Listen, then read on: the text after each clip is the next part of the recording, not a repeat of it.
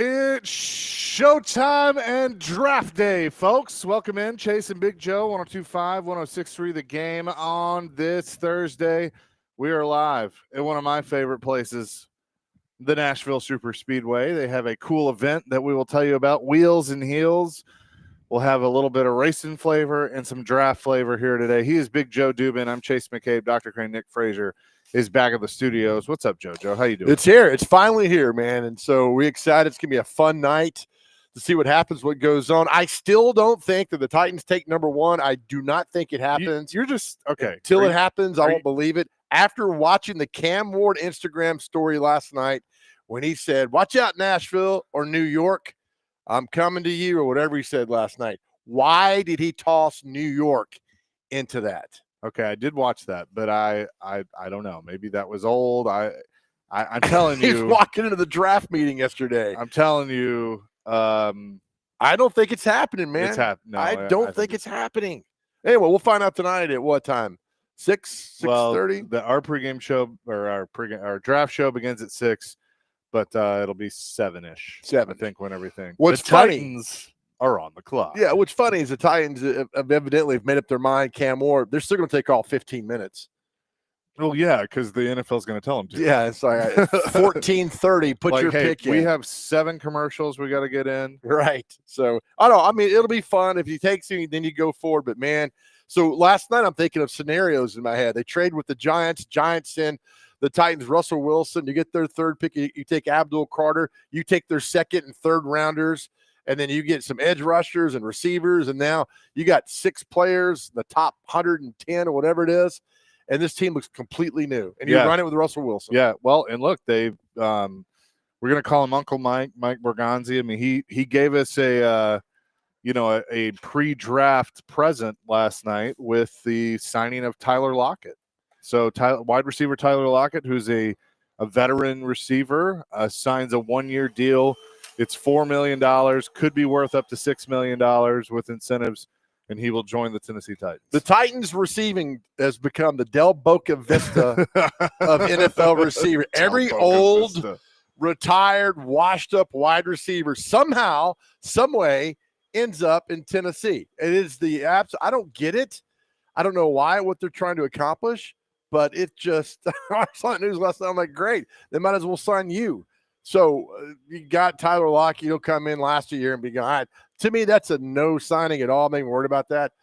But we'll see what happens tonight. I'm just hoping against hope, man, that they trade out of number one and go on. But here's the good news.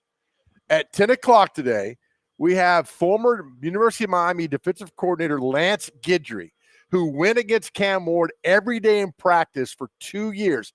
Every single day went against Cam Ward. We'll get Coach Guidry's thoughts on Cam Ward and facing him. And perhaps, Chaser, my mind will be swayed after we talk to Coach Guidry at 10. I hope so. I mean, they're going to draft him tonight. He's going to be introduced tomorrow, and you're going to come on. I still don't know if they're going to take Cam Ward at number 1. Like, Joe, he's under contract. I know.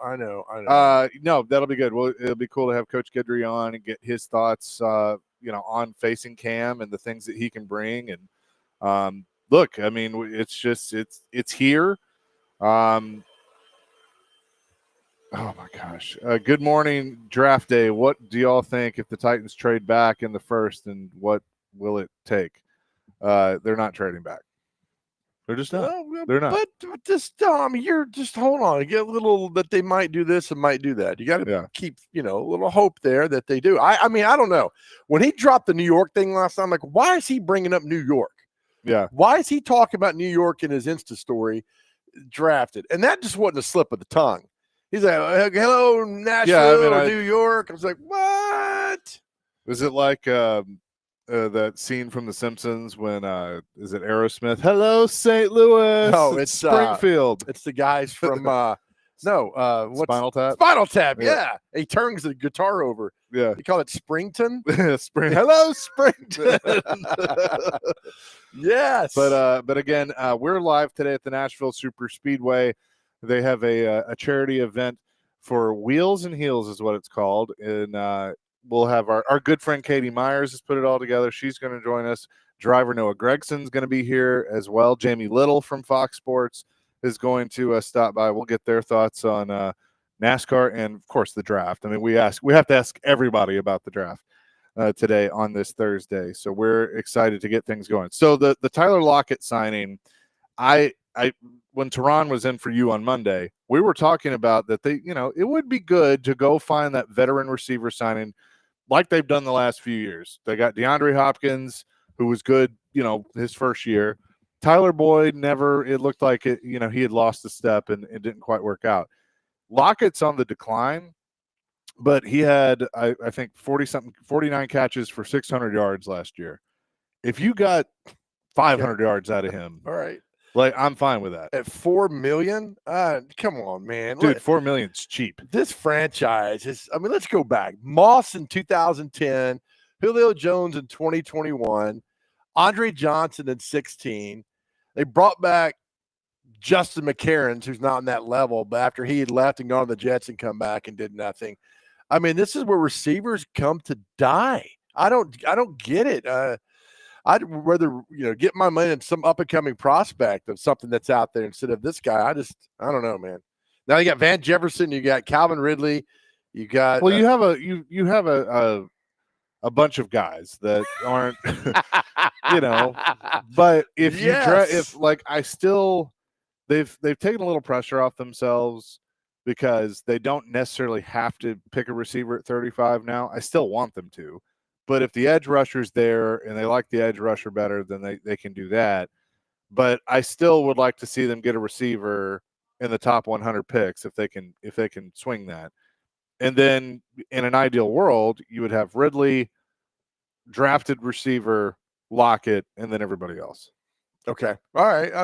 You've basically, in my mind, you've upgraded from a yardage standpoint over NWI. But obviously, NWI had a ton of touchdowns last year. But maybe Lockett in this offense can be your red zone threat. Why couldn't they just keep him? Because they don't like to pay people. Just ask Derek. Would have been Both just Derek. So fine, man. But no, they didn't do that.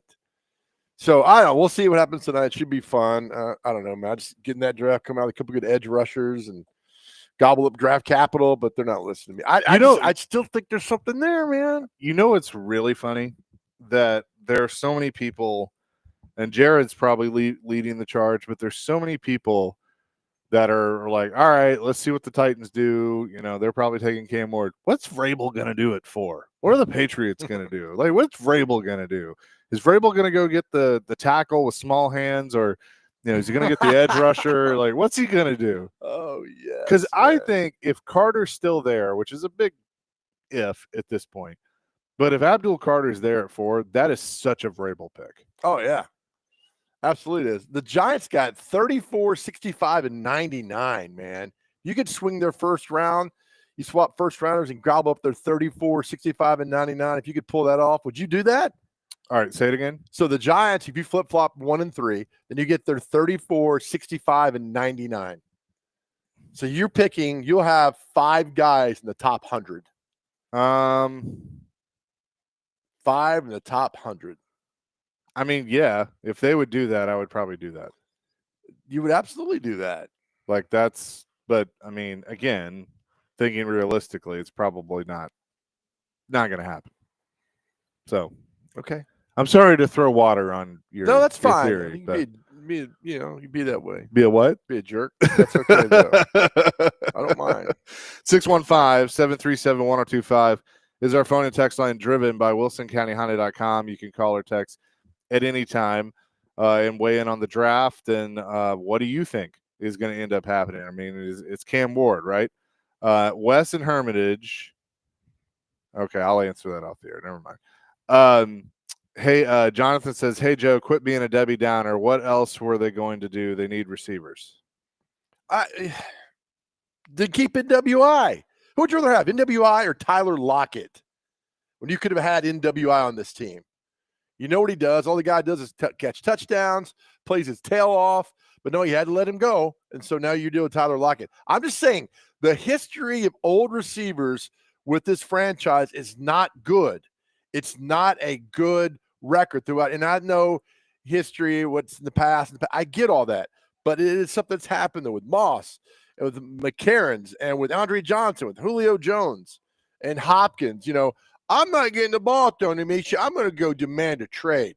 But you all think he's a Hall of Famer.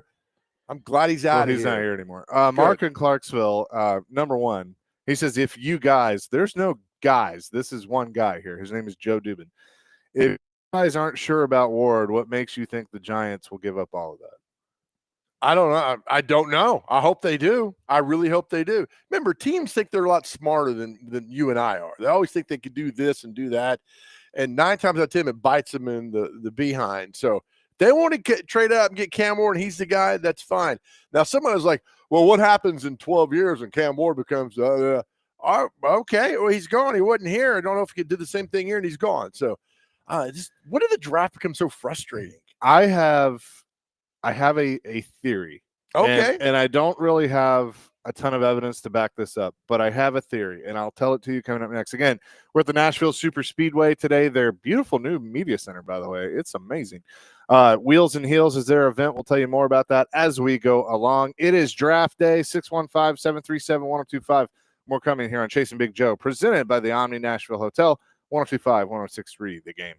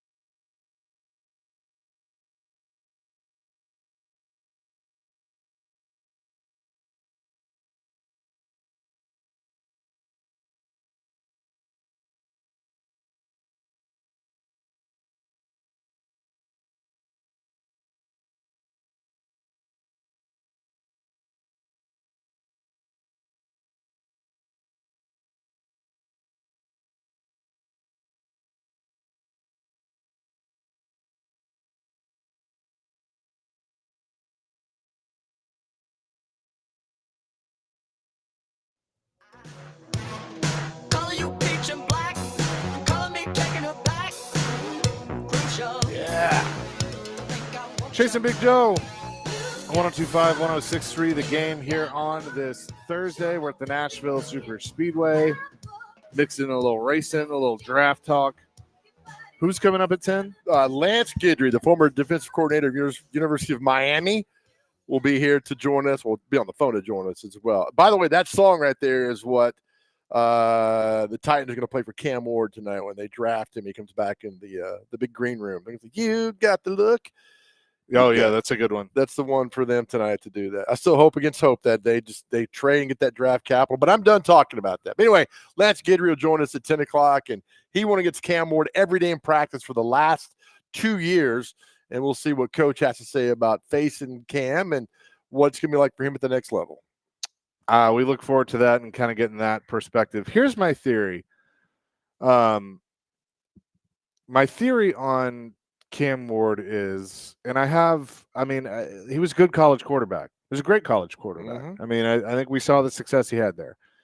But listening to him talk, kind of seeing the confidence, listening to the organization, maybe I'm drinking the Kool-Aid. I just have this weird feeling that he's going to be special. Like it's going to work out. What is wrong with you? I might be drinking the Kool-Aid, the two-tone Kool-Aid, but I think you are. But I don't know. I just have this funny feeling that he's going to be, that they're finally going to hit on something. And look, if all this stuff, I hope I'm right too. I think a lot of people hope I'm right. I mean, it's like we're tired of this. And all the stuff that they're saying, I like Borgonzi. Brinker, I'm still unsure of. But as all this, if everything plays out the way they're saying that they want it to play out, that, and they're saying all the right things, they're not overspending in free agency. They want to build through the draft, that this is going to be a process. And I 100% buy into that. And if they do it right, then everything should work out. And here's the other thing, and I'm going to be curious to see this with the draft, but if you look at the guys that they've signed in free agency, including Tyler Lockett, there is one very big thing that they all have in common. I don't know. They play the games. They don't miss time. Like if you go and look on the stats, games played, they say 16 or 17. Okay, that's good. That's a change from what has been here. You know what's striking to me about Tyler Lockett? Why didn't Pete Carroll take him for the Raiders? I don't know. I mean, maybe he tried. Maybe Lockett didn't want to go to Vegas. Okay, that's, to me, it's like, all right, you played a long time with him. Evidently had a good relationship there. I don't know. I just to me, that's just a small footnote what goes on, what's happening here. But they do need receivers, and hopefully they'll figure some of these out in the draft tonight and tomorrow night and pick some up there. But I don't know, just a lot to put on a quarterback number one when the failure rate far exceeds the success rate on this. Sure. But I mean, look, and a texter says every year we hear this. Like, I get it. I mean, but like, right. What do you want me to be? Just negative like all the time? Like, yeah, he's gonna suck just like the rest of them. The whole team's gonna suck. Well, again. I don't think it's that, but you think he's gonna be huge success. I don't think we're gonna see that for a while. Look, we got drunk off Jaden Daniels. He's not Jaden Daniels. You got drunk off CJ Stroud, but he regressed massively last year. Look, I'd love for Cam Ward to come in here and start game one and light everything up and be that guy. That'd be great. But it just doesn't happen that much. I mean, it does not happen that much. And the fact that the Titans need so much, they need so many players, the opportunity to go out this weekend and get more players when you trade off a quarterback that there's still a lot of consternation about. Nobody's on the same page with this guy. I mean, it's come to the draft experts. They're like, oh, Cam Ward. But, they're not glowing in their assessment of it. I actually disagree. I think everybody's on the same page in that they're unsure. They don't know what he's going to be. Okay. I think, and look, it's okay to say that.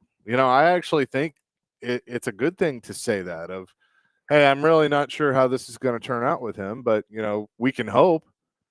Hope is not a strategy, as they say. Hope is the best of things. It is. According to Andy Dufresne. Yeah, that's true. Hope is a good thing. Of the best of things. Nevada Josh says, Tyler Lockett and Calvin Ridley, who's going to be the number one receiver? That's going to be some drama in the locker room, considering they both have wanted to be number one, but always end up being number two.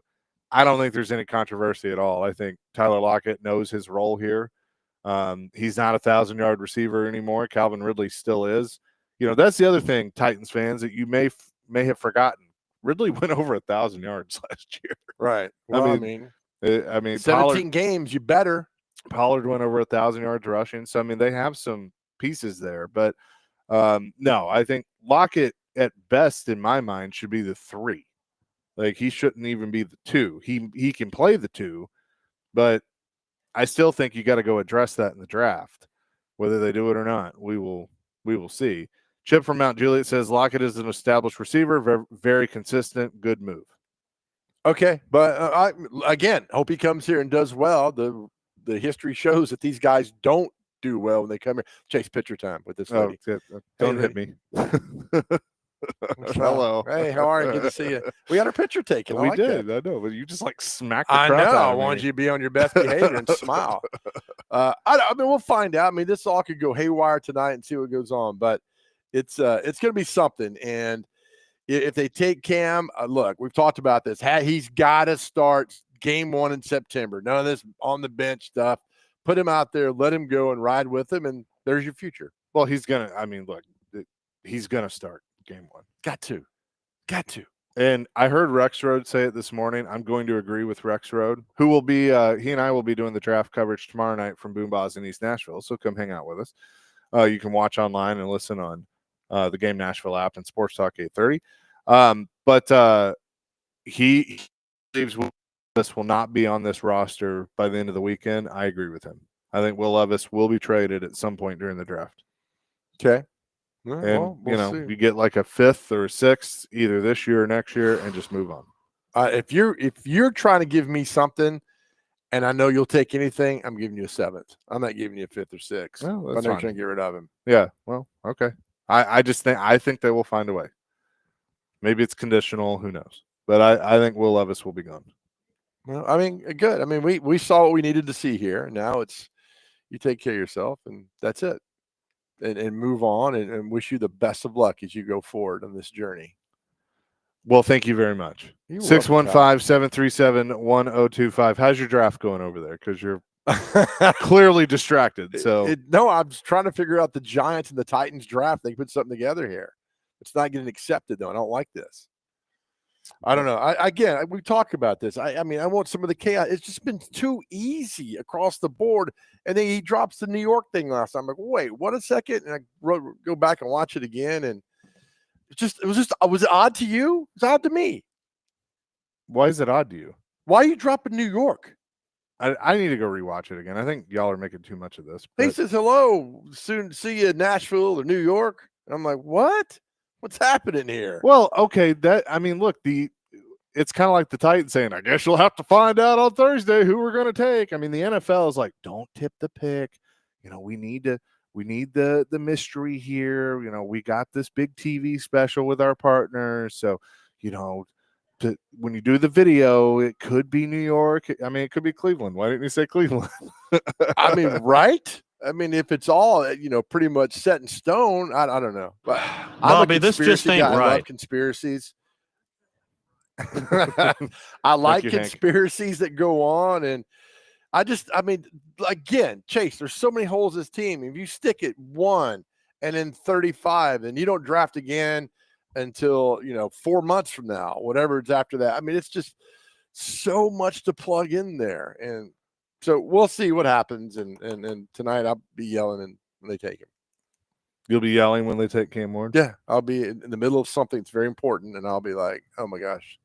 Wow. Oh, yeah, you do have something important tonight. Yeah. So will you go to the press conference tomorrow and just say, hey, I don't like you. I just want you to know that. You have to earn my trust. I have nothing against the player. I just think there's so many holes on this football team, and you have this bag, and you could say, all right, I'm going to give you this, but in turn, I want your 4 bags to come back to me. My bag's valuable, but I want your 4 bags given back to me. Your bag is valuable. It is. But what does every football person say all the time? You have to build around the quarterback. You do. So you think he's a franchise-setting Troy Aikman-like quarterback? I don't know. But we're about to find out. Okay. And look, the answer can be, I don't know. True. But again, I don't have to know. They have to at least believe this is our guy we can build around. Okay. And if they believe that, then you go for it and you hope it all works out. Well, again, at 10, when we have on former Miami defensive coordinator Lance Guidry, who went against him every day for 2 years, we'll be able to ask him questions and see, and maybe my mind will be changed around. Look, I'd love for this guy to come in and be a success because, my goodness, that would set everything. It's not about him. It's about there's so much other things that you got to fill in. It could take another 2 to 3 years to do that when you could really start working on it this year if you trade that pick and get more picks back in return. That's what I'm saying. 615-737-1025. A lot of you weighing in. On all of this, we will continue the discussion. It is draft day. Thank the good Lord. And we will have, of course, coverage throughout the entire day here on 1025, 1063 The Game.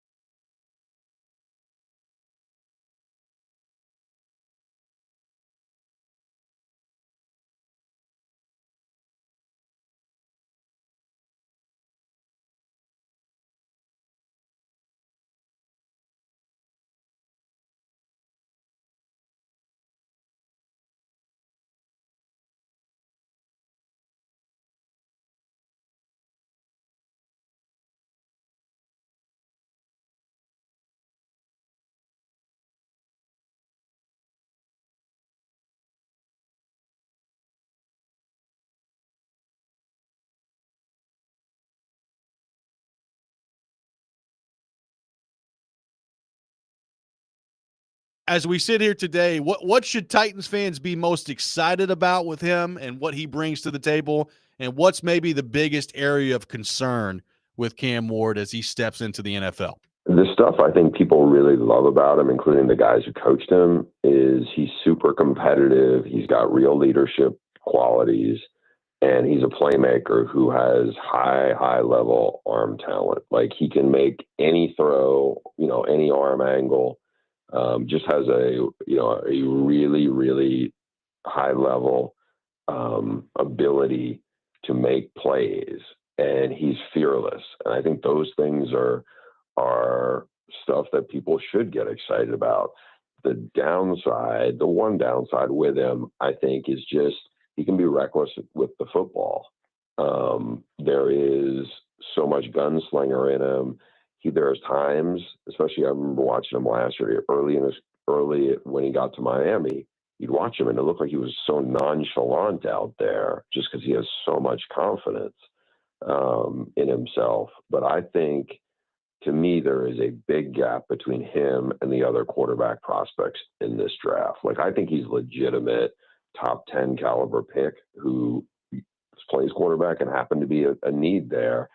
I think it's wishful thinking on if you're going to try to convince yourself that Shedeur Sanders or Jackson Dart or whoever would be a guy you want to spend a top 10 pick on. It doesn't surprise me that Cam Ward could be a guy who could be the first pick in the draft with his talent set. That was Bruce Feldman earlier today on Robbie and Rex Road, chasing Big Joe at the Nashville Super Speedway this morning. Draft night tonight. Will Cam Ward go number 1 overall? I say yes. I think it's pretty official. Joe is holding out hope for chaos because he loves chaos. Yeah, I don't know. And if this draft trade happens tonight, I will not shut up all day tomorrow. I probably will just not show up tomorrow. I'll probably just let you guys handle it. Do all that. We're at the Nashville Super Speedway. Dr. Crane's back at the Busy Bee Plumbing, Heating, and Air Conditioning Game Nashville Studios, home of the $99 yearly Beehive membership, where the buzz is always about great service. A lot of good texts coming in. Teddy has an interesting question. Hypothetically, pretend that Amy guaranteed Borgonzi, Callahan, and I guess Brinker that she would give them a 3-year runway to build a Super Bowl team, and none of those guys were afraid of being fired after this season. Do you think they would still take Ward at number 1? Good question. That is a absolutely. really good question. Absolutely. But what do they always say? Look, Callahan is not Borgonzi's guy. That's always in the back of your mind. Well, it's not his guy. So that's always going to be there. But if she said, look, we're going to give this some time to go, and we're not going to make any rash firing, but can she do that? That's a great question. Here's what I think. I don't know this. Here's what I think. And if this theory is true, then I don't think it's a terrible thing. I think when everything went down with Rand, Chad, who she had already put in as her VP of football operations or president of football operations, basically said, look, for this to work, for us to turn this around, we have to hit the reset button. We have to rebuild through the draft. That's how we did it in Green Bay. That's how a lot of teams have done it. Now there's a calculated way to do that, but ultimately that's what we have to do. Borgonzi comes in, interviews. Borgonzi says the same thing. Yep, I was in Kansas City. That's what we did. We started with Dorsey and then, Andy and all that. We built through the draft. We found the quarterback. We built around the quarterback. That's ultimately what we have to do. All right. Callahan says the same thing. Hey, I lived it in Cincinnati. We built, around Joe and all that stuff. They then convinced her, you're going to have to be patient and understand that we're not going to spend a ton of free agency. We're going to get guys that we can put with the young quarterback, but we're going to acquire a bunch of draft picks. We're going to build through the draft, and we're going to develop. And she ultimately said, yep, okay, I'm good with it. Now, does she stay patient? I don't know. But if that is, in fact, the theory that they have put out there and have basically said this is the plan, I don't think it's a terrible plan. Now the question is going to be, is this group of Brinker, Borgonzi, and Callahan capable of executing the plan? Well, they have to be on the same page, obviously, what goes on. I mean, so if they bring in guys and like, all right, Brian, coach him. Here you go. We'll coach him. I mean, Callahan's got to have a say in this. Like, all right, is he going to fit the system? Oh, Callahan has to be the most important part of it. Yeah. There's so much inside of that, what's going on of like, all right, do you like this? Do I like that? Are we together on this? What about this? When you add more people in the kitchen and you get more suggestions, then there's more just what the hell's going on here. If they can get on the same page, Cam Ward's your guy, get another receiver in off the draft, in 35, build it that way. So, all right, we've got a quarterback now. We got a nice little receiving core going on, and then let's go build this. Offensive line seems to be pretty good going forward, but if Cam is your guy, I mean, you're going to go through camp. I mean, he is everything you need when you start game one. And when you start 1-5, great question that I think Dr. Crane had the other day. If you're 1-5 and it's not going anywhere, what do? You're going to pull him out? Are you going to leave him in there? I'd say leave him in there.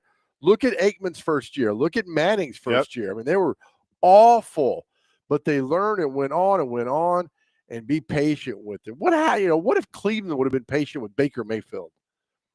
I mean, they're not in the situation now. And I think that's a great example because, again, remember we had the question of if Cam Ward turns out to be like Baker Mayfield, would you take that?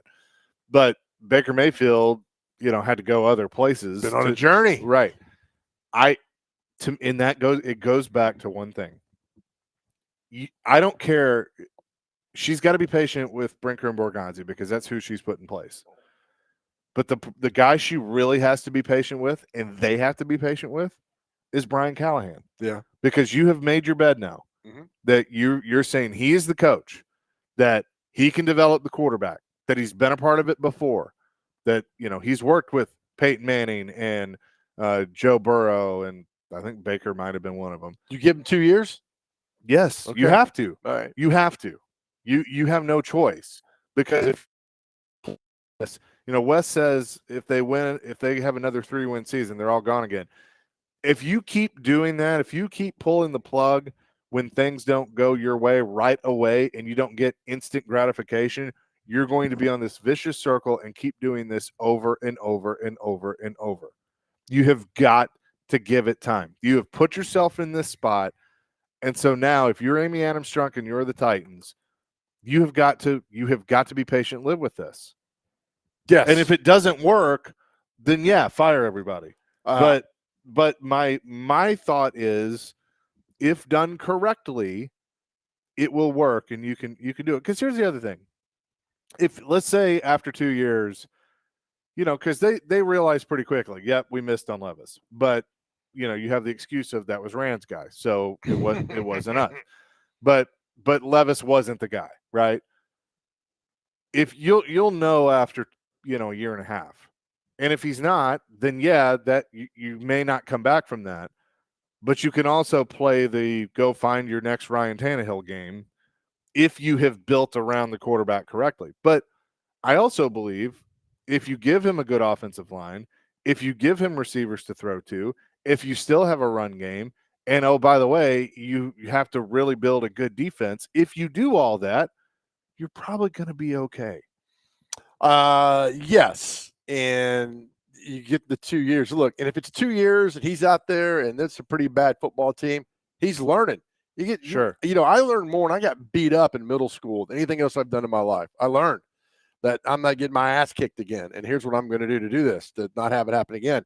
So if he goes for the next 2 years and Cam Ward gets bruised and battered, well, I mean, then the new system comes in. He's like, all right, I'm figuring this out now. It's good to go. So if he's the guy, he's the guy. I was going down through every list saying, and he's the guy. Also, somebody said, which is, I think, Cam Ward will be the first true 7-on-7 NFL quarterback that's drafted. Really? Because the 7-on-7 hit in the mid 16, 17, 18 when it really took over. Yeah. And that's when he was coming up. That's when Cam Ward was coming up. And according to the article, it was like he slayed it at 7-on-7s in Texas. Yeah, right. Other places. Problem was he went to a high school where they ran the ball 4 times more than they threw the ball. So he didn't throw it a lot. There was not a tape on him. So he goes to these camps, he lights it up, and people see him. And the head coach, Eric Morris at Incarnate Word, was like, who is this guy in my camp? And then Cam Ward earned it. He's talented. He earned all this. And now it's to the next level and see what he can do. And I think that is going to be to his advantage. I really do. We will continue the discussion, 615-737-1025. But coming up next, we're going to tell you a little bit more about Wheels and Heels and why we are here today at the Nashville Super Speedway. Of course, our friends, the race is about a month away. We'll do that coming up next. Nashville's best deal this week is Fog Street Lawn Club, Nashville's premier soccer pub and rooftop. Fog Street Lawn Club offers scrumptious bites, British lawn bowling, and premier soccer pub vibes. Get half off a $30 gift card now at thegamenashville.com/deals and dive into the ultimate rooftop experience.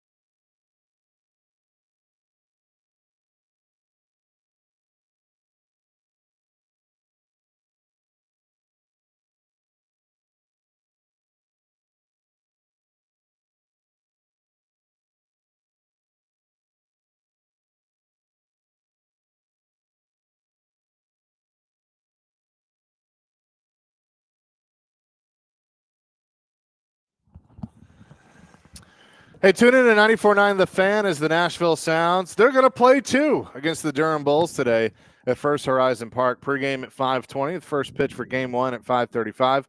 Coverage also available on the Game Nashville app and theGameNashville.com. Sounds Baseball on 94.9 The Fan is presented by Twin Peaks and Family Leisure. Chasing Big Joe live today at the Nashville Super Speedway. I almost said the old one, the Cracker Barrel 400 race weekend. Got to get used to that. Coming up a month from now, May 30th through June the 1st. Put all that together. It's usually a little later in the summer. But Katie Myers is here. She is the director of marketing here at Nashville Super Speedway and has put on this fun event, Wheels and Heels, presented by Hunt Brothers Pizza, that is going to be happening here in just a few minutes in this beautiful new media center. What's up? What's up, guys? Two of my favorite people. So full disclosure, I've known Katie for over almost 15 years. We went to college together We in go way TSU. back. We go way back. She watched Joe on TV just like I did, and sure she does a did. great job now here at the Nashville Super Speedway. So tell us more about this event that you put together. Yeah, so Wheels and Heels started just with an idea about a year and a half ago. I came to my friend January at the City Lifestyle magazine in Lebanon, and I said, hey, I want to put on this event focused towards women, and I want to do it at the racetrack. I want to share that there are women working in motorsports, but I also want to encourage, empower, and create community amongst women in Middle Tennessee. And hey, let's raise money for charity at the same time. And January jumped right in. She said, okay, let's do it. So this is our second year. The amount of money that we have raised so far is astronomical. We've raised over $20,000 just in this year alone for Nice. Speedway Children's Charities. All of that money goes directly back to the children here in Middle Tennessee. And I just could not be more excited for everything that we have just done and the way that we've grown over the last year. Yeah, and that's Speedway Children's Charities is a big thing with Speedway Motorsports, the parent company of the Nashville Super Speedway. And I know you as a giving person, that's got to be the best part, is being able to give back. Now, I mean, it's a fun event. You're going to have a lot of people here, but being able to give back has to be cool. Yeah, absolutely. And, you know, it's not just giving back to Speedway Children's Charities, it's also giving back to women. You know, I think the charity aspect, Speedway Children's Charities is Speedway Motorsports. Well, that didn't work right. That didn't work the way I wanted it to. What's Katie Myers in stereo? My bad. Well, I'm trying to set up a camera, and it didn't go. That's as okay. planned, but So let there me you ask go. you this, Katie. When it's been a success, were you the trepidation starting this out, kind of be like, oh my God, is anybody going to show up? What if two people show up? But it was a success. That's how I felt last year. I was really, really nervous. Anytime you throw a party, you don't know if people are going to show up. And no, this isn't a party, it's an event, but same concept. Sure. You don't know if people are going to show up. And last year, we did it in the garage and it was full. This year, the event is sold out, and it's been sold out for several weeks now. And so I just could not be more thrilled that so many people in the community have gotten behind the mission to support the children, but also to, again, just encourage and empower women. Isn't that a great misnomer that women don't care about auto racing? Because if you come out on race day and I walk through the garage, which is to our left over here, it's packed with women. Yeah. Packed. In Speedway Motorsports alone, we own and operate 11 of NASCAR's tracks. We have so many women on our staff, and that's just considered front office. But yeah, down in the pits, you have women on these teams, and their training is insane. I mean, they're getting up at 4 a.m., they're lifting, they're preparing because they're back there flinging tires, fueling these cars. Is absolutely insane. And then you look at the broadcast side.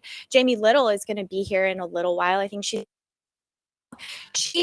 correct me if I'm wrong, but I think she's the only woman that's ever been in the play-by-play booth for the NASCAR Craftsman Truck Series race. And then she's on the pits for the NASCAR Cup Series races. I mean, women are all over this sport, and not to mention the drivers. You've seen Haley Deegan. We've worked with Logan Mizuraka, who's done the ARCA Menard Series. She was here last year. So there are women all over the motorsports industry. Yeah, and I mean, Jamie's fantastic because she'll do IndyCar, she'll do NASCAR. I mean, she's done it all. Noah Gragson going to be here as well, who Look, if you watch NASCAR and you're looking for personality, Noah is not missing personality. He certainly has it. No, and I distinctly remember, gosh, I think it was 2 years ago, he showed up here with the mullet. Yeah. He had on just this white jumpsuit. And I mean, my goodness, talk about personality. So I'm super excited. He's going to be here. He's going to give some of our lucky guests pace car laps. Me personally, I don't know that I would want to get in the car with him. I've been in the car with the driver and I felt like I was on a roller coaster. So I think I would pass, but somebody is in for a thrill. Do you have to put the full helmet and everything on to get in? Not a pace car. Not in the pace Okay, car. thank Yes, goodness. not like what you guys did. Good Lord. I think I'm still stuck getting out of that car from 3 years I think ago. your head is still hanging out. Oh, it took forever to me to get in and out. If people that aren't here, if they want to help with Speedway charities, how can they do that? Yeah, so they can either go to NashvilleSuperspeedway.com and find our Speedway Children's Charities link, or they can go to directly to SpeedwayChildren'sCharities.org, I believe, and they can find our Nashville chapter and donate that way. And also, if you don't have your tickets yet, Cracker Barrel 400 weekend, NashvilleSuperspeedway.com or 866 race ticks, and you can get those tickets. So it's going to be fun with the Craftsman Truck Series, the Xfinity Series, and the Cup Series, all under the lights. So does that All mean under the lights. because I'm all about the food, as you know, Mhm. that race week that Cracker Barrel will have food here in the media center? You know, I'm not going to make any promises. You can make them. I'm not going to make any promises. Make some calls. Right. But I would venture to say there may or may not be biscuits. Just Okay, saying. All we right. like Saying. biscuits. Right. We are big But- fan of the biscuits. But I'll take anything.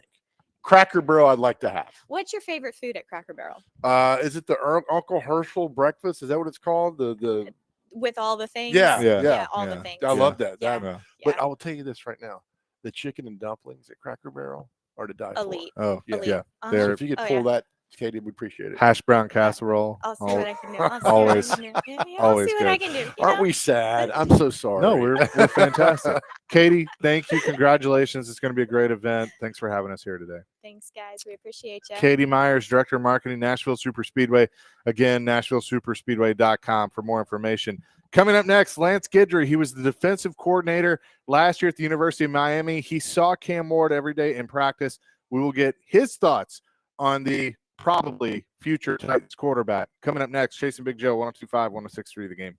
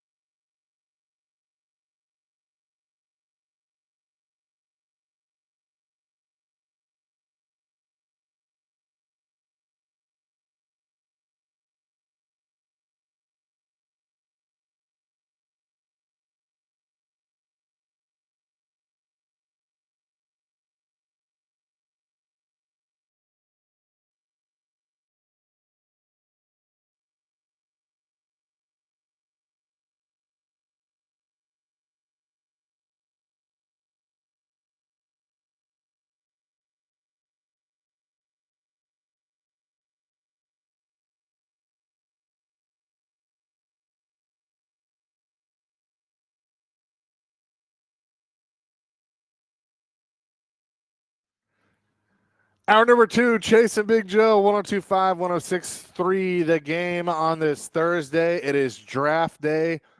Coming up later on tonight, we will find out. I think we already know. It will be Cam Ward, the new Titans quarterback out of Miami.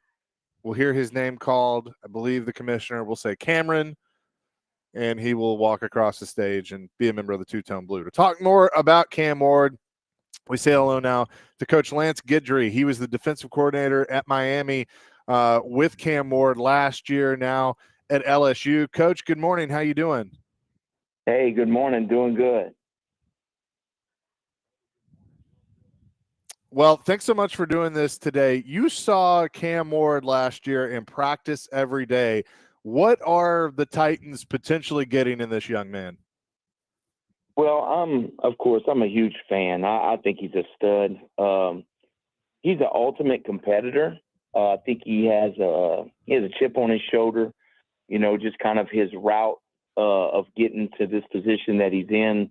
Of course, he started off as a FCS quarterback, and then he ended up going to Washington State, and then ended up coming to us at Miami, and just got a chip on his shoulder, man. He's out there to prove himself every day. Just going against him at practice and watching him in the game, I think he's got great awareness. He's got like an extra sense, knowing when to move in the pocket. He feels things around him really well. So he never gets too up or too down. A bad play is not going to define him, and he knows that. So he's got a real short-term memory. So he can change a game around like from one series to the next or one quarter to the next. I don't think he'll play a bad game. Of course, some games will be better than others, but he's unbelievable. He's the best one I've been around for sure. Coach, what are some things that he does to, frustrate a defense? I mean, I know you were trying to scheme against him in practice, but what are some things that NFL defensive coordinators are going to have to look out for? Well, I think he does a good job of understanding what people do. He's like I say, he's got an extra sense. Just when you're trying to show him a post safety and you might roll out of it and try to play some type of trap defense, he always finds a way to slip that ball in there in that hole shot. He sees the tight windows. He can get it in there. He changes his arm angles when he needs to. I think the biggest thing he does though is his ability to move in the pocket and extend plays, because we didn't have any like necessarily fast receivers, anybody that could take the top off. But he made them so much better than they were, I thought. Of course, we had a really good tight end, but he's going to be able to take what y'all have there, I think, and really make it better. Now, it's going to be a learning curve. We know that from one game to the next, from going to college to NFL. But I do think he's the type of kid that's going to put in all the work he needs to. And when things do break down, he's a guy that can move in the pocket. He's not going to just be a statue there, which is also really good. We're talking to former Miami defensive coordinator Lance Guidry, who's now at LSU, who faced Cam Ward in practice every day. And, Coach, I got to think that you probably threw everything at Cam Ward in practice and spring and fall camp and everything. What was that like doing that? And when you did that and he's able to kind of figure out what's going on, I think you talked about being impressed by him, but I'm sure you threw everything at him, right, in camp? Yeah, because, when you install things, and we installed our whole defense. And when we went up against them in the spring, we wasn't full force, but in fall camp, we had all our pieces. Throughout the season, we started getting beat up a little bit, but of course we didn't go against each other as much as we did in fall camp. But in fall camp, I mean, from playing post safety, we're playing cover 3 to man free to blitzing with no rat to playing split safety, whether you're playing quarters to one side, 2 to the other, or bringing all out pressure and dropping guys underneath things. He's seen it all. You catch him one time, maybe, but the next time you're not going to catch him again. So I think he's a student of the game. His intelligence is really, really high. And sometimes he just takes what's there, too. He's not always greedy, but he definitely throws balls that are catchable in man coverage to the outside to give his receivers a chance. So I think he's a complete package. I really do. What was it like? I'm sure there's sometimes, Coach, when you frustrated him in practice, what was his attitude like? 'Cause I've heard so much about his attitude. I'm like, all right, just pick yourself up, go again, go again. Did you see that good attitude when things did not go his way? He's got a personality of a defensive player to me. Um, he'll talk a little bit of trash to you, especially when things are going good. And when you get him, he'll kind of smile. And but then when he's going off the field, he's pissed off, and he's going to come back and get you. I promise you, he's going to do that. So, yeah, I love his attitude. He's a guy that defensive players, I think, want to play for as well because they feel like he's going to give you a chance. So I think he's going to be a great teammate, and I think he's a great fit with anybody.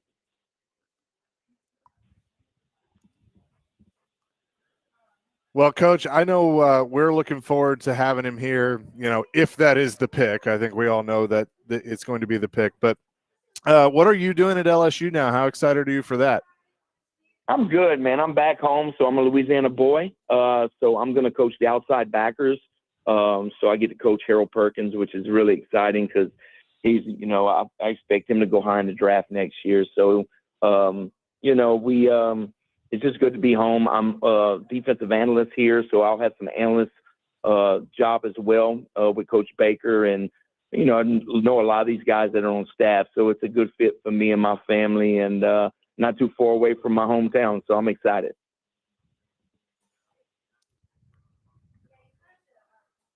Well, I know it's going to be great. Welcome to the SEC. Thanks so much for doing this today. We appreciate your insight, and we'll do it again soon.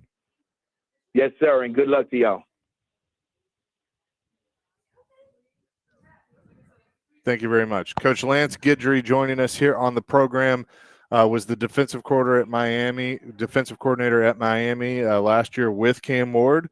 Went up against him every day in practice. Good to get that perspective. It is. You know, again, you've got a guy coming in there, and he's his first year at Miami, hear about him for Washington State. You just throw everything at him and see how he said. And that's been the theme throughout. We talked to these coaches with Cam Ward. It's like, this guy's got it. I mean, he's got it.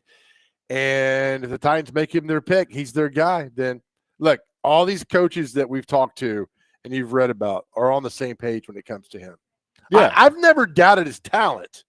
I'm just thinking, we go back to this again. You get the first pick and you could get more things, and you've got this ace in the hole here you could use. But if he's your guy, then he's your guy. Then you're committed to him, this coaching staff, this front office, for I think a minimum of 2 years, if not 3 years. I think what you have to accept, Titans fans have to accept, I have to accept, everybody has to just come to terms with, he's not 1-1.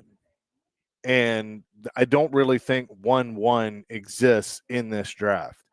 And if everybody can come to terms with that and just let him grow and become whatever he becomes and hope that he becomes a success, then all will be okay. You know we can't do that. I know, but we can't that's do that. that's my advice today, is what people need to do. And hopefully you're never, ever in this position again. Well, I don't think he's going to play for 50 years, so you probably will be. But, we'll see. We will see. 615-737-1025. Usually we would be joined by Greg Wyshynski from ESPN today, with it being draft day. We're going to catch up with Greg next week. He's presented by Old National Bank. Get old and always enjoy our conversations with him. You can weigh in 615-737-1025. Driven by WilsonCountyHyundai.com. We'll have more coming. We're at the Nashville Super Speedway today. Wheels and Heels coming up in just a little bit. 102.5, 106.3 The Game.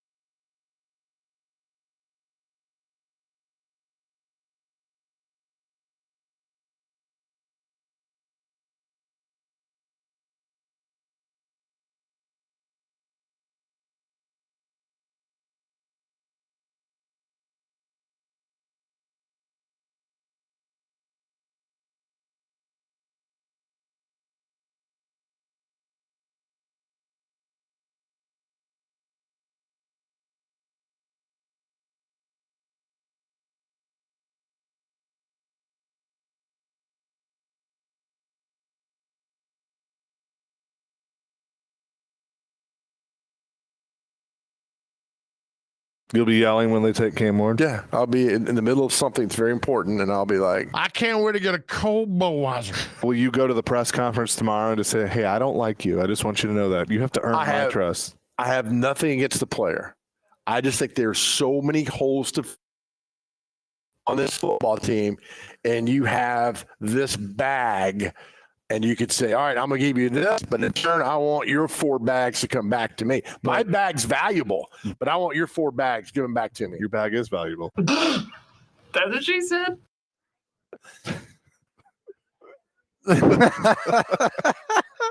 Well done, Dr. Crane. Oh, man. Chase and Big Joe, 102.5, 106.3 the game. On this Thursday, we're at Nashville Super Speedway.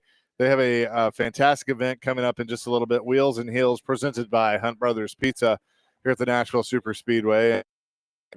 One of the keynote speakers is coming over to our desk right now, and we'll get the headset on and bring in the great Jamie Little, Fox Sports, who is with us. Jamie, how you doing? Hey, I'm doing well. Good to see you guys. Good to see you. Thanks so much for being here and doing Yeah. this. And we obviously love your work on whether it's NASCAR or IndyCar. They got you everywhere Yeah, these days. But I know I'm busy. I'll take it. you love doing events like this. I'm sure. Yes, I do. And it's so fun. I just walked into the media center and I'm like, this looks a lot different than it used to. And there's pink everywhere. So I've never seen this much pink at a racetrack. It's beautiful. It's a great event today. We're celebrating women in motorsports. There's more and more every year. When was the last time you were at this track? Because NBC's had it, pretty much since Yes. it came back. So, I mean, it's probably been a minute. It's been a few years. I covered the truck series on That's pit right. road. So I don't know when that was. Maybe 22 was the last time Yeah. I was here. Okay. There were definitely, the Amazon, all that stuff was behind the racetrack. So it looks a little different out here, but I love this place. It's Yeah. such a great facility, an amazing track. We always had great racing in IndyCar here, Xfinity, Cup, you name it. And now it's back with both. It is. Yes. What got you into all this? Gosh, I was just telling the ladies, they're like, did you, have a dad that I was like, I was raised by a single mom, only child, but I grew up in Lake Tahoe. So I was very outdoorsy. I was a tomboy and I loved dirt bikes for some reason, the smell of them, like how much Right? fun they were. I just loved it. And we moved to Vegas when I was 13 and I met a guy that I went to school with, and not a guy, he was a kid, and he raced dirt bikes. He's now married to Pink and has been for years, but Carrie Hart is the one he raced Yes. motocross. And I thought this is the coolest thing. And I fell in love with it. I'd bring the dirt bikes magazines to class. People were like, what is your deal? I'm like, I love the stories. I love the athletes, just everything that it was about. And I found my calling that way. I love it. I tell people it's kind of like NASCAR and hockey are similar to me because you can talk about it, but until you go to it Yes. and see it, it's just you get a whole new appreciation for it, which I'm sure Yes. you get to see all the time. You still get kind of the butterflies when you go to the tracks and see everything. Yes, absolutely. The coolest thing about racing is it's unscripted. So we're out there. You don't know what's going to happen. We can do all the research in the world and hear from every driver. You don't know what's going to happen that night. And that's the exciting part of it. And live television, live radio, like it Yeah. doesn't get better than that. What you say, it's out there. Ouch. And I love it. I still get those butterflies at the start of, we have the flyover and the national anthem playing. You're like, all right, what does today have in store? So it's exciting. I love it. Obviously, I've been doing it a long time. So Fox IndyCar and NASCAR. So Jamie Little is here with us. The play-by-play. How much fun have you enjoyed being in the booth doing that with the Truck Yes. Series and ARCA Series? it's so different. It's so much fun. It's a different skill set. I went up there in 21 was the first time I started doing the ARCA series. And, I went up there thinking I'm just going to be the pit reporter in the booth, but it's not like that at all. It's just so much different. You're an air traffic control cop. You're working with your analysts, trying to bring the best out of them. And you have to know everything that's going on all the time. When you're a pit reporter, you're focused in on the storylines, what's happening with your drivers at this time, who's having trouble, who's excelling, who's moving through the field.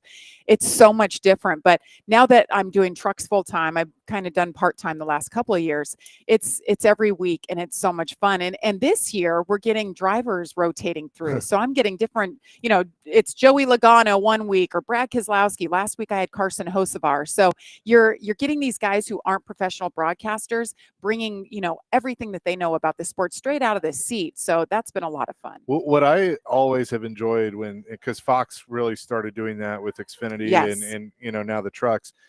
is when you have storylines connected to the drivers. Like we all know, Carson Hocevar hasn't made a ton of friends on the track this year. It's fun when like you see two guys that they ran each other the week before, but now they're having to stand there and work together, and it's your job to make sure they don't start fighting or something. Yes, it's so funny. I mean, drivers and I think athletes across the board, they get it. Like television could be their next outlet. That could be somewhere that they go when they're done racing, and they take it seriously, and they're all knocking down the door. They want to be part of the broadcast. They want to be in the booth with us, even, crew chiefs.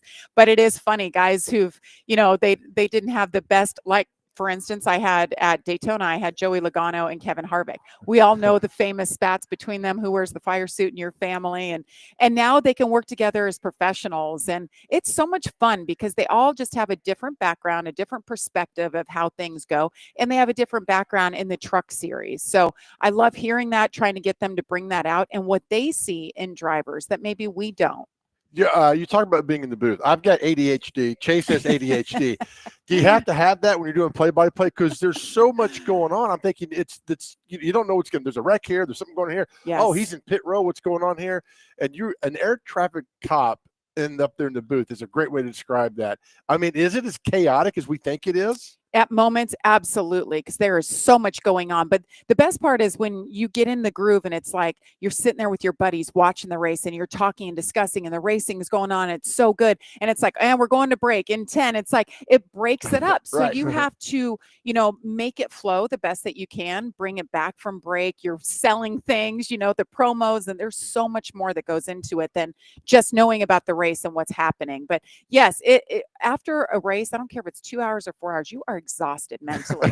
Right. It There's is. a lot going on, and trying to keep those guys, like Carson wanted to talk nonstop last week, and it's like I'm hitting him on the leg, like I got to get to break. I got to get to break.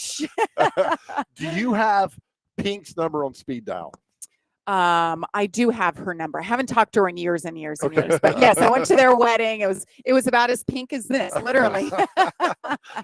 Just the career. I mean, look at this. I mean, I know you're grateful for it, but it's some mornings where you're like, good Lord, thank you for this. Yes, I can't believe it's still happening. It's racing, but the things that it brings along, the opportunities that you have, the outreach, people that you can make a difference in people's lives, animals' lives. I'm a big animal advocate. And so when I go to cities like this, a lot of times I'll find a shelter and raise awareness. Like I wouldn't be able to do that if nobody knew my name. I mean, I could go do it, but I can't be raising the money that I do, giving back and raising awareness. So I'm very lucky. This year already, I got to interview the President of the United States, a sitting that's president. right. Yeah, you did. I don't That care was who really you cool. are. That's the second Exactly. time I got to do that. He came to Daytona. I got to interview him. They call and ask for me. Those are those moments you're like, dang, that's pretty cool. Like I might think I screwed this up or screwed that up, but if they're asking you to interview the president, that's pretty great. cool. Yes. And then just a couple weeks ago at Darlington, Michael Jordan, like got to interview him. He sees me. He's like, Jamie, I watch you every Friday night. I don't miss a truck race. I don't miss an Xfinity race. I don't miss a cup race. And we're shooting the breeze back and forth. I'm like, can we do a quick interview? Sure. Where do you want me to go? Oh, Those yes. moments, you're like, this is the most powerful man in who you are. Mhm. Michael Jordan is the man. And for him to know you on a first name basis and say, yeah, anything you need, it's pretty special. I'm glad you brought him up because too. I remember when I can't remember if one back, he was here and everybody was like, okay, don't look him in the eye, like it's Michael Jordan, and people were kind of standoffish because he was new to the sport, and like I don't think people truly realized how invested he was and how much he loved it. Have you seen that change at the racetrack? Because now he's a lot more accessible. He's part of the NASCAR family. Because Yeah. I've also heard him, and I think it was with you that he said this, that he doesn't have that fix with basketball anymore. Yes. He gets it with NASCAR, that competitiveness. Yes, he actually told me that in an interview I did with him a year ago at Yep. Talladega after Tyler Reddick won. He was in Victory Lane.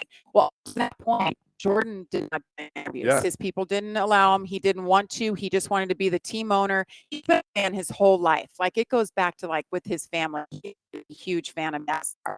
So now as an owner, we did a sit-down interview with him when 2311 first started, and that was it. He wanted Strahan to be the interviewee, and that was it. And then he get an interview. So Tyler Reddick won last year, and I knew MJ was there. I ran to Victory Lane, and I'm like, go for it. So and I was like, can I chat with you? He's like, sure. So it kind of broke the seal. We had a great interview. He was so forthcoming. Like you said, you remembered that moment where he said, this is my fix now. That's why I'm so invested here and I love it so much. So he's done a couple other interviews, still not a ton, but he does have a team that kind of, they protect him, but he's one of us. Like, what's so cool is when a superstar, whether you're a sports figure or you're, an actor, and you come into our world of motorsports, it's so much different than us knowing them in their world. Like, he's like, we know you watch you all the time. I'll do it once. So, great guy. It's so good for our sport to have him part of it, and he's so invested. I like hearing from him. Owner. Yeah, Danny's great, but like when you're talking to Danny, are you driver? Are you car owner, Denny? Which Denny are you right Yes. now? And so to hear MJ talk about 2311, which they've done a ton with the shop and all that stuff, they got a really good team, talented drivers.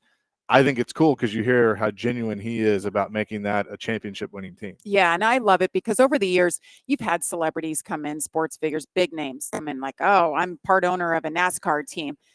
They don't do it right. They don't get the top-notch drivers out there to be competitive. They're trying to make money and selling sponsorship and putting their name on it.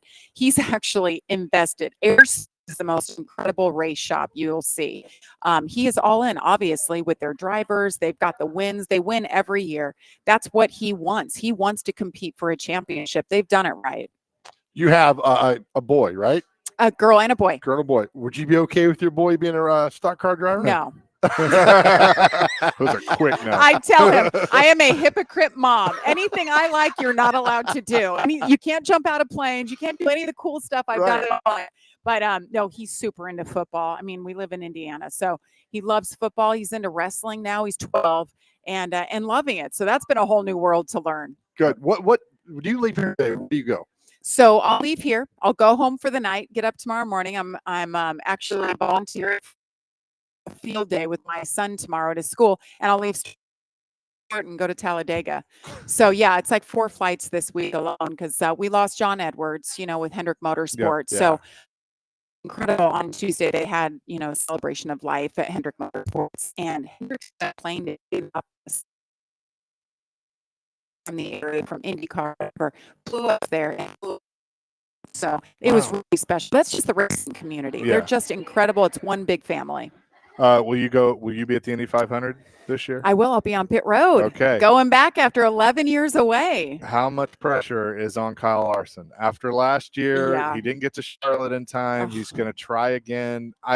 Come on, the weather has to behave because it has to. I haven't thought that there was a guy that could actually pull off both since Tony Stewart. Absolutely. That kid, sometimes I wonder if he has a pulse. Like nothing gets to him. His nerves, like he just gets in and drives the race car and all he wants to do is win. This year it's a little different because they know NASCAR's already said, if you don't start this race, like your chances for the championship. So they know if the weather comes, this is our cutoff. We have to get to Charlotte.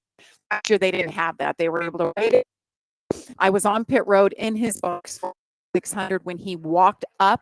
It literally started raining. It was like the same storm that followed us because I was at Indy with him, doing the double with him, ended up having to drop all those plans, flew back to Charlotte with Jimmy Johnson. Thankfully, he was flying so I could do my job for the 600. It was a mess. The weather was a freaking mess. So hopefully this year it's on our side. Larson has a great opportunity. They're on track actually as we speak right now in Indy for the test. Did you get any superlatives when you graduated Green Valley High School?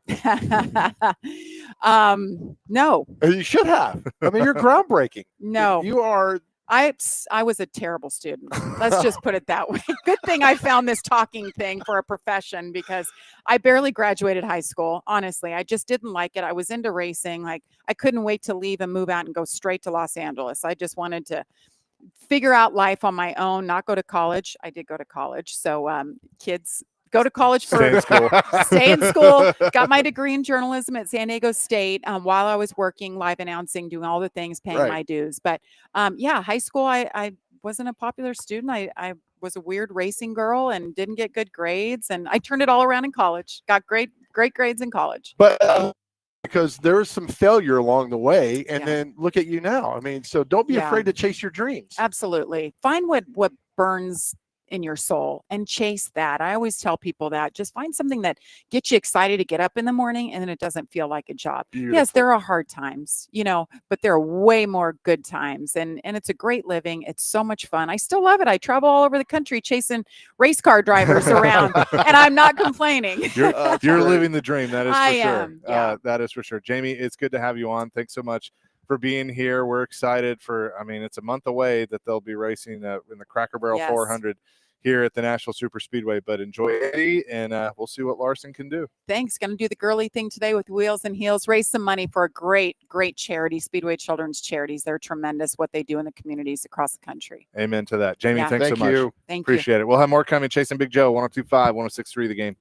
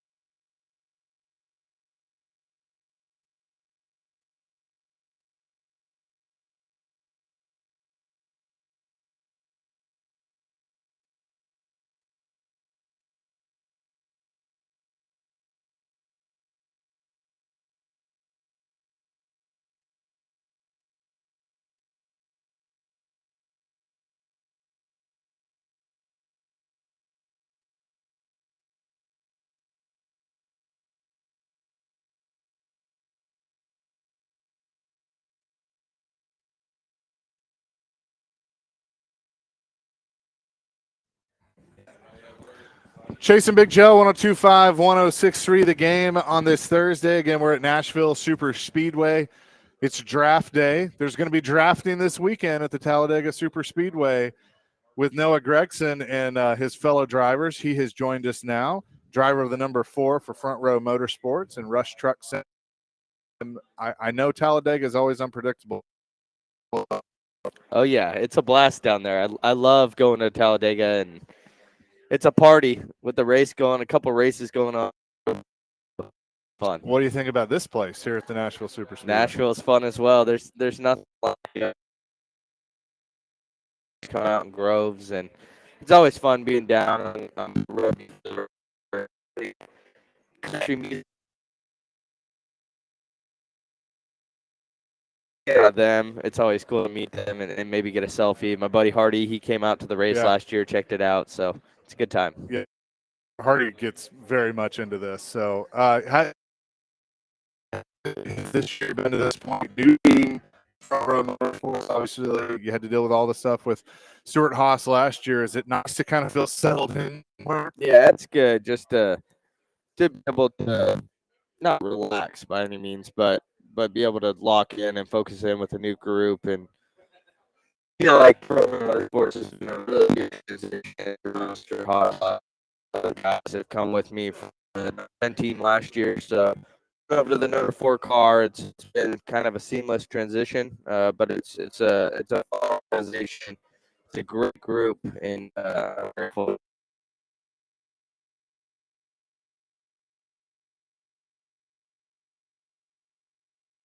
We'll see. Well, you head to Talladega. What do you like about Talladega? As a fan, I like it because you can go fast. There's a little chaos involved in all that. As a driver, what do you like about that track? I like the party scene personally. What? You? Not saying I'm gonna go out and tear it up all night, but it's cool. Talladega Boulevard and on a golf cart and just see, you know, all the different bars they built up and all the fans and they hear a concert. Just the atmosphere there for me.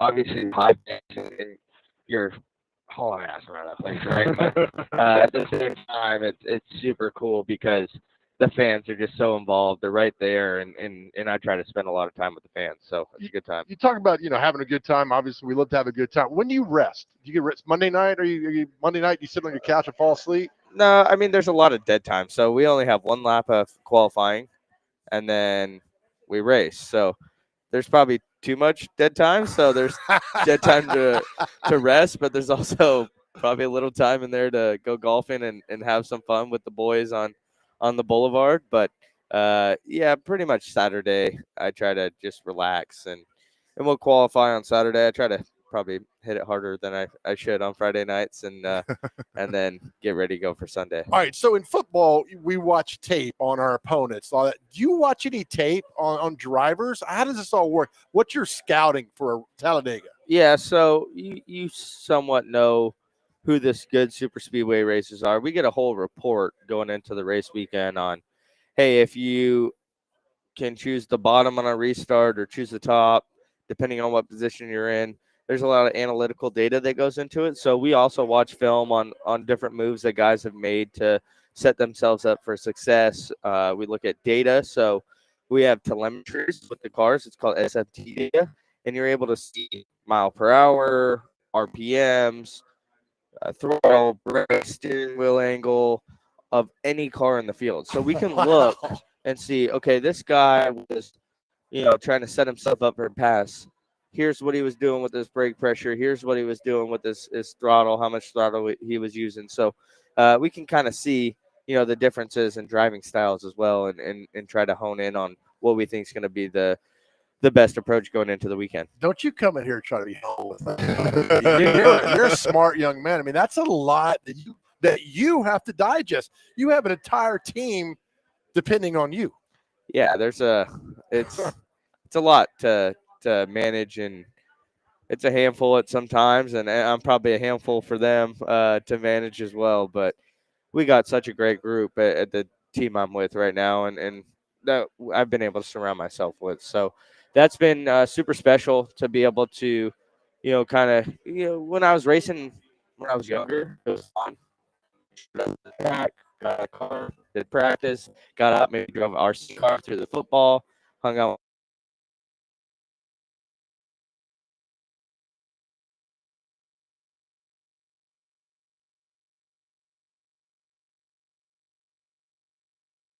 After that, on my computer and write. You have to be on top of the game, especially in the mirror.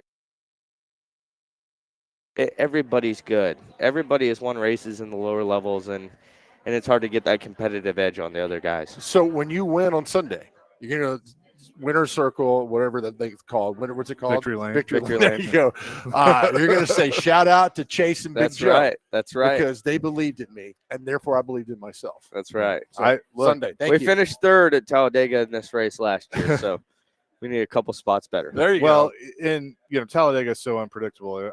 It's interesting. You get all the data and everything. At some point, does that all go out the window? Because it's basically, if you're there at the end of the race, it means you've survived. You've gotten through the big one or something. Then is it just kind of like, hey, I'm going to see if somebody will work with me and just get to the front and hold it wide open, basically. Yeah, there's a lot. So like with the fuel savings, so Yeah. we'll be riding probably 3 or 4 seconds off of the fastest pace in the pack, just saving fuel. But if you're deep in the pack, you might as well burn gas for a couple laps and pass them all on the outside and then save fuel from the front. So there's a lot of strategy, a lot of management throughout the race on your track position and how you want to kind of set yourself up and where you want to be at the end of the race. So there are risks and rewards from going wide open throttle the whole time. You're going to have to take longer on pit road, and you're going to come off pit road after that next pit stop in the back because you got to wait on fuel so much. So you're just trying to set yourself up for the last pit stop. But the big one always happens. That's what we call it in at Talladega and Daytona. It's the big one. We're all packed up together. One guy wrecks, it takes us all out. Ugh. So with that being said, you kind of want to be either way up front or you want to be way in the back. You don't really want to be stuck in that middle area of the pack. So that's kind of my strategy, at least. Some guys are different, but that's how I try to approach the weekend. Very cool. Noah Gregson is with us. Are you a football fan? I like football a little bit, Okay. yeah. You're from Vegas, so I mean, are you a Raiders fan now? I like the Raiders, yeah. Okay. Yeah. How do you feel like tonight's going to go with the draft then? I got to be honest. I don't know shit about the draft. So, yeah, I'm probably the wrong guy. I hope we get a lot of talented young men. There you go. There you go. Hey, that's the right answer. That's a good answer. Where is Shedeur going to go? That's a really good question. Where I is don't it? know. Saints? You think Saints? Could be at number 9. It could be. Could be Pittsburgh at Look, 21. 21. Yeah. Yeah. You know. I I don't know. think he goes like mid-late 20s. Yeah. I think he's going to drop. I mean, I Yeah. definitely think He's- Pittsburgh could be where he ends up. So who knows?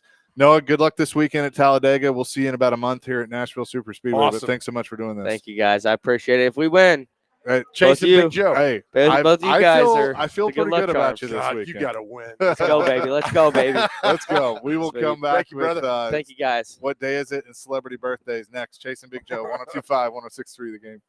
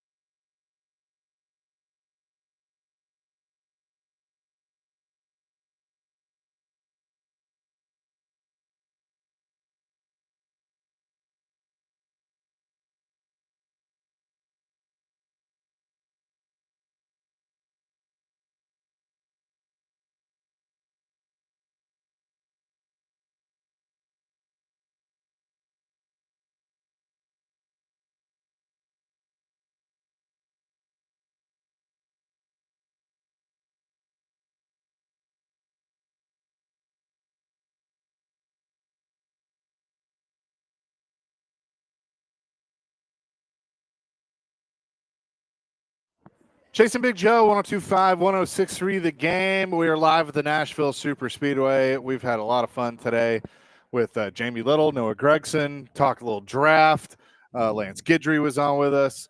We're going to bring our friend Katie Myers back for celebrity birthdays. Don't miss our draft coverage tonight. Draft night in Nashville, Twin Peaks in Madison, starting at 6 o'clock. Jared will be there for his show starting at 2 o'clock. It's all presented by Hardee's, Parman Tractor and Equipment, Twin Peaks, Hiller Plumbing, Heating, Cooling, and Electrical, Shane Company, and Professional Home Improvements. Looking forward to that. And then I'll be with Joe Rexroad tomorrow at Boomba's in East Nashville. So come by and see us. With that, let's get to what day is it and celebrity birthdays. Presented by Jared Companies, Inc., above and beyond industry standards.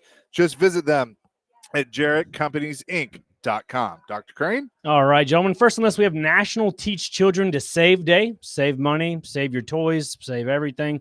Let's see. New Kids on the Block Day, Joe's favorite day of the year. Let's see. Take Our Daughters and Sons to Work Day. Don't have either of those that I know of. World Day of Laboratory Animals. So, shout out to the rats. And World Meningitis Day. And wrap it up, we have Love Your Thighs Day with National Pigs in a Blanket Day. Thank you. Shout out to the rats. Shout out. Gosh. All right. Time for celebrity birthdays. Got to get these within 2. By the way, Katie, I don't know is not an answer. All right. Our first birthday. Yeah. The great, talented Shirley MacLaine, Warren Beatty's older sister. How old is Shirley MacLaine? I'm going to say 81. 78. 91. All right. There you go. Barbara Streisand. 83. 86. 83 exactly. Dang. Chaser knows his great singers. I do. You don't bring me flowers anymore. Cedric the Entertainer. Cedric is 61. I don't even know who this is. I'm gonna say 70. 60. Chasers up. You don't know Cedric the Entertainer? You would know him. You would know him if you saw him. It's okay. I'm terrible at this. Wow. Let's see here. Don't know who that is. We're going down. Oh, Kelly Clarkson. Oh. Ooh. Kelly Clarkson. I'll let you go first. I'm gonna say 45. That's a good guess. 46. 43. Oh, Katie, you're on the board. Yes. Country singer Richard Sturban of the Oak Ridge Boys. He's the one with the very deep voice, the Papa. He was used to have part ownership in the Sounds, I think. He did. I'm gonna say he is 78. I'm gonna say 70. 82. Dang. You're smoking me, Chase. The lead singer of Night Ranger, Jack Blades. He went and did Damn Yankees with Ted Nugent. 70. 80. 71. She's up 4-1. Man, Danny Noonan, actor Michael O'Keefe from Caddyshack. How old is Michael O'Keefe? 74. I'm gonna say 65. He is 70. You get sorry, Katie. You get to it now. You're in the middle of all that. Okay. Let's see here. Woo! Oh, the bass player for Creed, Brian Marshall. 48. I'm gonna say 55. Oh, he's 52. You're so close, Katie. Dang. I want you to beat Chase so bad. Dang. Because he's got an attitude doing this. Country singer Carly Pierce. I'm gonna say 33. 29. 35. Nice. It's 4-2, Katie. Actor Jack Quaid from The Hunger Games. That is Dennis Quaid and Meg Ryan's son. 32. I'm gonna say 40. 33. Dang. It's at 5-2. Dang. Baseball player all-star Omar Vizquel. How old is Omar Vizquel? Retired Omar Vizquel. 47. 43. 58. You're still there. It's 5-2, Chase. A bit outside. At least I got 2, okay? Former LA Rams quarterback Vince Ferragamo. How old is Vince today? 68. 62. 71. Chipper Jones. Ooh, are you kidding me? Today. Chipper Jones. Man. All right, go ahead. Larry Wayne Jones Jr. Golly, how old is Chipper? You got to figure it out, Katie. You're still within striking distance of Chase. I'm gonna say 48. Good guess. I'm going to say 47. 53. Is he really? Wow. And Carlos Beltran, former baseball player. Today's his birthday. Former is the key word. I'm gonna go 47. 50. 48. Katie, you're within striking distance. It's 5-3, our last birthday. Hockey player Chris Letang. Today's his birthday. Does he play for the Penguins? Yeah. All right, Katie, if you get this dead on, you tie Chase. 38. 35. Katie. Chase had to be a jerk and get 38 dead on. He's 38. I'm sorry. But 7-3, heck, you do better than most other people that fill All with right, that. we'll take it. We'll take it. I Good got on the job. board. Well, that's going to do it for us. Katie, thanks so much for having us today here at Nashville Super Speedway. Good luck with Wheels and Heels and raising money for a great charity and Speedway Children's Charities. Enjoy draft day. It's almost here. The Titans will make the pick, the first overall pick. We'll have coverage throughout the day. DVD coming up next. Katie, thank you as always. To our guys out there, our message we end every show with, if you're struggling, having some troubles, look on your cell phone. You got to talk to somebody. You have to talk to someone. We're here for you on the cell phone. You can call or text 988. And we tell you all the time that your journey is a beautiful journey. If something happened to you, you would be tremendously missed. Please know that. And know that we tremendously love you. We love you, more importantly, more than anything else in this world. God loves you too. Amen to that. Peace, love, rock and roll.